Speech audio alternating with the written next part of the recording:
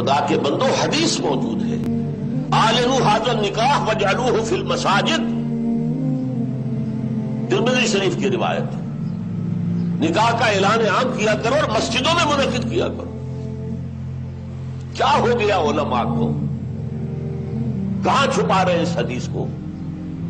یہ میں مانتا ہوں، علماء کا قول ہے، میں اس کو رد نہیں کر سکتا کہ یہاں فعل امر جو ہے یہ وجوب کے لیے نہیں ہے، فرض کرنے کے لیے نہیں ہے، استحباب کے لیے ہے۔ تو بھائی مستحب چیز جو حضور نے قرار دی ہے اس کو کیوں چھوڑ رہے ہو؟ دنیا کے ہر معاملے میں ہے جستجو کے خوب سے خوب تر کہاں، اور اس معاملے میں آپ مستحب مان رہے ہیں، حضور کا قول موجود ہے پھر قبول نہیں کر رہے۔ اور پوری حدیث میں ایک ٹکڑا اور بھی ہے، وَاضْرِبُوا عَلَيْهِمْ مِنَ الضُّفُوفِ، اور نکاح کے موقع پر دف بجایا کرو۔ تو کیوں؟ اعلان عام کے لیے، کوئی اور ذریعہ تو تھا نہیں، لاؤڈ سپیکر تو تھا نہیں، کوئی دعوتی کارڈ تو آپ چھاپ نہیں سکتے تھے، چھاپنے کا سوال ہی نہیں، اخبار نہیں کہ اس میں اطلاع شائع کرا دیں۔ اعلان عام کیسے ہوگا؟ کہیں سے دف کی آواز آئی ہے، بھائی کیا بات ہے؟ فلاں کی شادی ہو رہی ہے فلاں کے ساتھ، بات پھیل گئی۔ میں نے اپنی 5 بچیوں کی 7 دفعہ شادی کی ہے، ایک بیوہ ہو گئی تو دوبارہ نکاح کی، ایک کی ابھی خلا لینی پڑی تو اس کا دوبارہ نکاح، تو 5 بچیاں 7 دفعہ نکاح، اور میں اپنے آنسو کبھی ضبط نہیں کر سکا ان کی رخصتی کے وقت۔ اور میں صرف یہ کرتا تھا، کوئی کارڈ بھی نہیں، اخبار میں چھوٹا سا اشتہار کہ میری بچی کا نکاح ہے فلاں وقت فلاں جگہ، جو تشریف لا سکتے ہیں سر آنکھوں پر دعائے خیر میں شریک ہو جائیں، نہ آ سکتے ہو اپنی جگہ دعائے خیر دیں، بس ختم۔ کوئی دف بجانے کی اب ہمیں ضرورت نہیں رہی۔ تو اعلنوا ھذا النکاح واجعلوہ فی المساجد، اعلان عام طے کیا کرو اور مسجدوں میں رکھا، اس پر تو ہم عمل کر سکتے ہیں۔ اس کا میں واقعہ آپ کو سنا دوں۔ میں نے یہ تحریک شروع کی تھی چیریٹی بگنز ایٹ ہوم جب میرے سب سے چھوٹے بھائی کی شادی کا موقع آیا 1973 میں۔ سرگودے ہمیں جانا تھا، 4 آدمی ہم گئے تھے، جن میں سے ایک ہماری والدہ تھی، اور وہاں مسجد میں نکاح، اور ہم نے وہاں کوئی دعوت تام کہہ دیا تھا کہ ہرگز نہیں ہوگی۔ ہم لاہور سے آ رہے ہیں، آپ کے گھر میں بیٹھ کے مہمان ہوئے، کھانا کھا لیں، کوئی وہاں دعوت عمومی نہیں ہوگی، نکاح مسجد میں ہوگا۔ اس کا اعلان ہوا تو بڑی تعداد میں لوگ آ گئے ایک مسجد میں، وہاں تقریر میں نے کی، لیکن پھر وہاں بھی ایک، جیسے ہمارے ہاں یہاں کراچی میں مولانا مفتی محمد شفیع رحمت اللہ علیہ تھے، وہاں بھی ایک مفتی محمد شفیع صاحب تھے، ان کا انتقال ہو گیا تھا، ان کے 2 بیٹے مفتیان شہر کہلاتے تھے، وہ بھی موجود تھے، میں نے نکاح ان سے پڑھوایا۔ لیکن ان میں سے جو بڑے بھائی تھے انہوں نے کہا ڈاکٹر صاحب اس کام کی ہمت صرف آپ میں تھی، ہم نہیں کر سکتے یہ ہمت۔ وجہ کیا ہے؟ مولوی کا سٹیٹس کیا ہے ہمارے یہاں؟ دیہات میں تو کمی کاری، جیسے ہاری ویسا مولوی، فصل پہ کچھ دانے دے دیں گے، اللہ اللہ خیر صلی اللہ، باقی روز کی روٹی کہیں مانگے جائے گھر گھر اور کھائے۔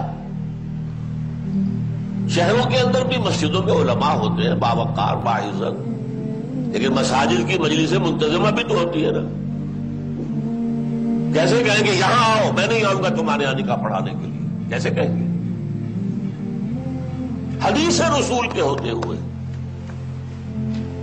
بہرحال اس پر لوگوں کو شرم بھی آئی، احساس کیا انہوں نے کہ واقعی بات صحیح ہے۔ پھر میں نے غیرت کو چیلنج کیا۔ دیکھو عیسائیوں میں اب تک یہ رسم موجود ہے، انہوں نے اپنے چرچ اور پادری کی یہ عزت برقرار رکھی ہے کہ شہزادی کی شادی ہو یا شہزادے کی ہو چرچ میں ہوگی۔ کوئی پادری ان کا بغل پہ کتاب دبا کر بیٹھا ہوا انتظار نہیں کرے گا کہ عصر کا وقت تھا نکاح کا، بیٹھے مولوی صاحب ابھی اس بارات نہیں آئی، بیٹھے بیٹھے سوکھ رہے ہیں۔ وہ پہلے 30 40 50 روپے مل جاتے تھے، اب 300 400 500 مل جائیں گے، اور کیا ہوگا؟ اور وہاں کیا ہوتا ہے؟ شہزادہ یا شہزادی چرچ میں آؤ، پادری کے سامنے کھڑے ہو کر ایجاب و قبول کر. بہرحال چرچ کی یہ حیثیت آج تک ہے، ہمارے ہاں نہیں، ختم.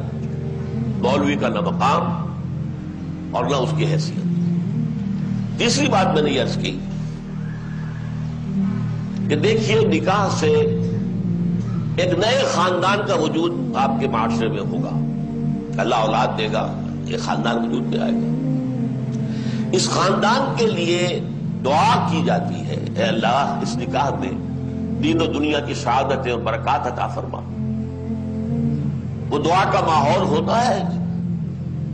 آپ نے اعلیٰ ترین سنہری قسم کے شامیانے تان دیے اور فرش میں آپ نے قالین بچھا دیے، صوفے لگا دیے، لیکن وہاں کیا ہوتا ہے؟ سگریٹیں پی جا رہی ہے، دھواں ہے، قہقہے لگ رہے ہیں، غیبتیں ہو رہی ہے. پھر یہ کہ کوئی بھانڈ آ گئے تو فحش گوئی ہو رہی ہے، اور ایک کونے میں بیٹھا ہوا بیچارہ مولوی کچھ من من من من من من کر کے پڑھتا ہے جیسے کہ صرف دولہا کو سنا رہا ہے کچھ، اور پھر کہتے دعا مانگ لے. تو دعا کیا خاک مانگ لے؟ دعا کا ماحول ہوتا ہے. کوئی اللہ کے طرف توجہ ہو، کوئی رجوع ہو تو دعا مانگی جاتی ہے. لہذا اس دعا کا ماحول بھی جو مسجد میں ہے وہ اور کہیں نہیں. چوتھی چیز یہ بھی غیرت کو جگانے والی ہے. اگر حضور کی بیٹیوں کے نکاح مسجد میں ہوئے تو کون مسلمان ہے جو کہہ سکے میری بیٹی زیادہ باعزت ہے فاطمہ سے رضی اللہ تعالی عنہ؟ میری بیٹی کا نکاح مسجد میں کیسے ہو؟ آخری چیز، اور یہ اصل میں اس ازدواجی رسم کے ضمن میں جو اہم فلسفہ ہے وہ میں بعد میں بیان کروں گا. کس قدر بچت ہو گئی. لڑکی والے کے ہاں آپ جائیں گے، وہ شامیانے لگائے گا، وہ قالین منگائے گا، وہ کرسیاں منگائے گا، وہ صوفے لگائے گا، رات ہے تو قمقمے لگائے گا، بجلی. کتنا خرچہ ہوا. مسجد میں بھی بھائی قالین بھی بچھے ہوئے ہیں، مسجد کے اندر کشادگی ہے، مسجد میں اوپر پنکھے بھی لگے ہوئے ہیں، مسجد میں کرو نکاح، تمہارا کتنا پیسہ اس میں بچ گیا اس کا تصور کرو.